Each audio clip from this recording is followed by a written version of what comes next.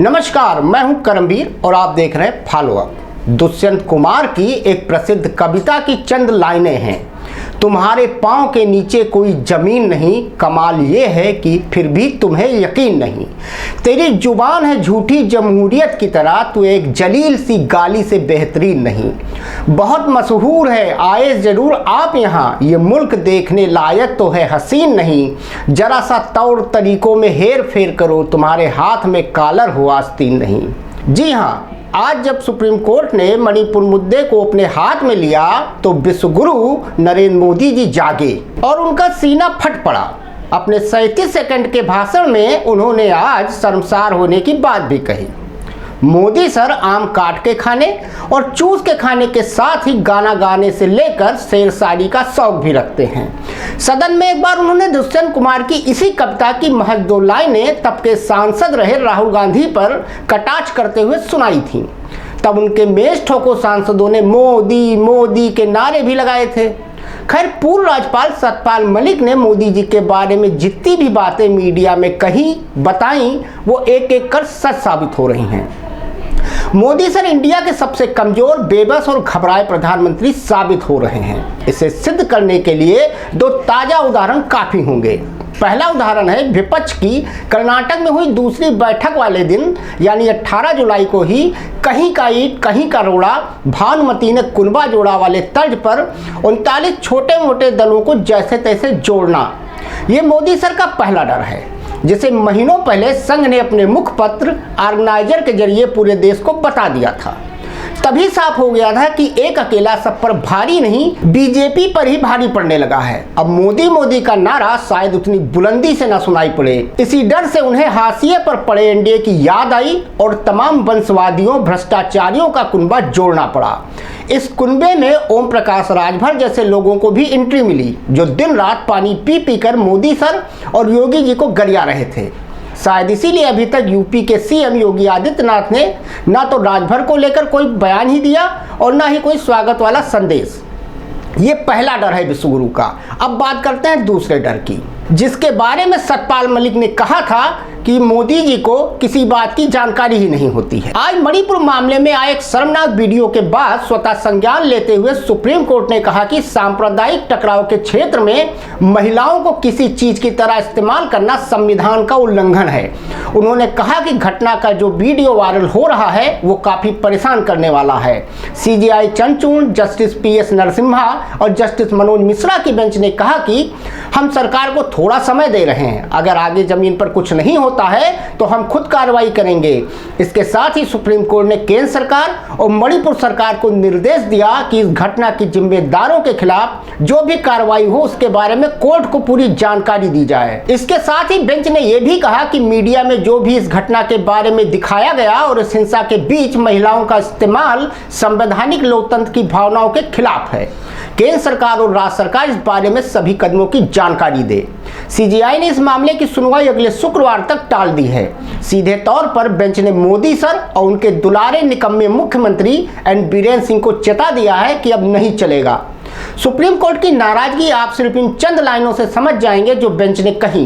Bench ने कहा कि महिलाओं का एक औजार की तरह इस्तेमाल कभी स्वीकार नहीं किया जा सकता। ये संविधान का सबसे घृणित अपमान है। मामले में अगली सुनवाई शुक्रवार को होगी। इसके साथ ही आज से शुरू हुए सदन के मानसून सत्र में विपक्ष ने भी मणिपुर मामले को लेकर सदन में हंगामा काटा, जिसके चलते सदन की कार्रवाई कल तक के लिए स्थगित करनी पड़ी। इन्हीं सबसे डर कर आज 2 महीने 17 दिन बाद मोदी सर के मुख से मणिपुर का मान निकला और उन्हें थक हार कर कहना ही पड़ा कि मेरा हृदय आज पीड़ा से भरा है, क्रोध से भरा है। मणिपुर की घटना किसी भी सभ्य समाज के लिए शर्मसार करने वाली घटना है।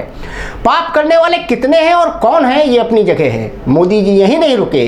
2 महीने से इस मुद्दे पर चुप्पी साधे रखने वाले विश्वगुरु को अपने 8 मिनट 28 सेकंड के भाषण में महज 27 सेकंड में यह भी कहना पड़ा कि ये बेइज्जती पूरे देश की हो रही है।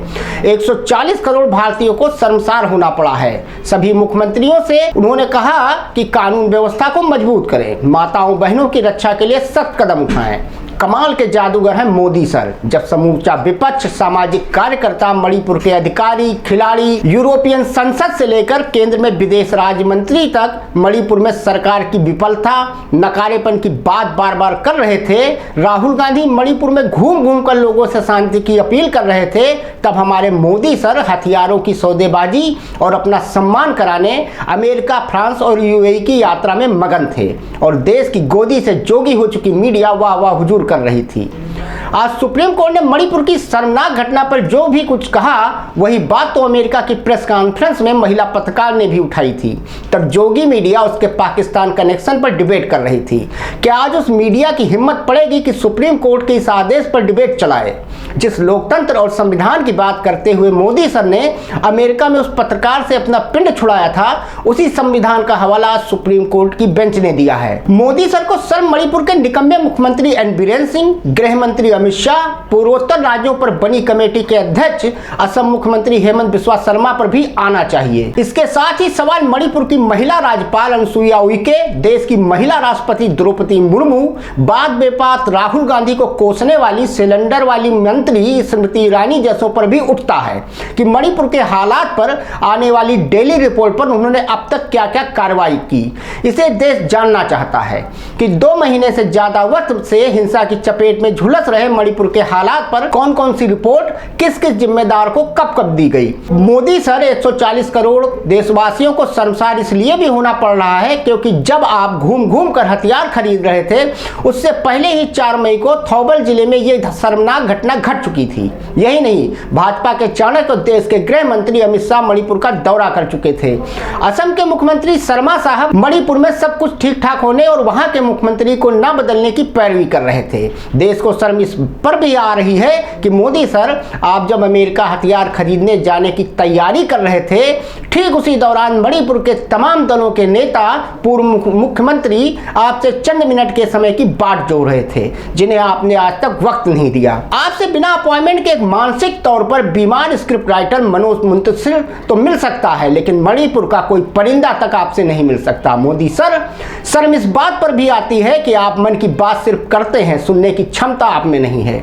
मोदी सर, जब इस मामले में 18 मई को कांगपोकली जिले में 0 एफआईआर दर्ज कराई गई थी और इसके बाद मामला थौबल से संबंधित पुलिस स्टेशन को भेज दिया गया था, तब आपकी सरकार ने क्या किया था? आपकी वहां डबल इंजन वाली सरकार है। अज्ञात बदमाशों के खिलाफ अपहरण, सामूहिक बलात्कार और हत्या की धाराओं में एफआईआर दर्ज हुई, तब आपके गृह मंत्री अमित शाह मणिपुर के मुख्यमंत्री एन बीरेन सिंह का क्या कर रहे थे? आज जब सुप्रीम कोर्ट इस पूरे मामले पर आपको लताड़ रहा है, तब जाकर मोदी सर और उनके निकम्मे मुख्यमंत्री घड़ियाली आंसुओं के साथ कहते हैं कि साइबर सेल को वीडियो वेरीफाई करने के लिए कहा गया है। सरकार अपराधियों के लिए मौत की सजा पर विचार कर रही है। गुरुवार सुबह एक आरोपी को गिरफ्तार कर लिया गया है। ऐसे में बड़ा सवाल यह है कि पश्चिम बंगाल में हुई हिंसा में दौरा करने वाली स्मृति ईरानी द्वारा बंगाल में राष्ट्रपति शासन लगाने की बात कहने और इसका समर्थन करने वाली भाजपा क्या मणिपुर में भी ऐसी कार्रवाई की मांग करेगी? मुझे तो उम्मीद नहीं है। जो भाजपा और जो प्रधानमंत्री बागेश्वर धाम बाबा धीरेन्द्र शास्त्री के उस बयान पर आज तक ना बोला हो कि जिस महिला के माथे पे सिंदूर और गले में मंगलसूत्र ना हो, समझो प्लाट खाली है, वो इस पर क्या कार्रवाई करेगी? ये सोचने वाली बात है। इस पे आप भी जरूर सोचिएगा, क्योंकि आपने भी मोदी जी को वोट दिया है। धन्यवाद।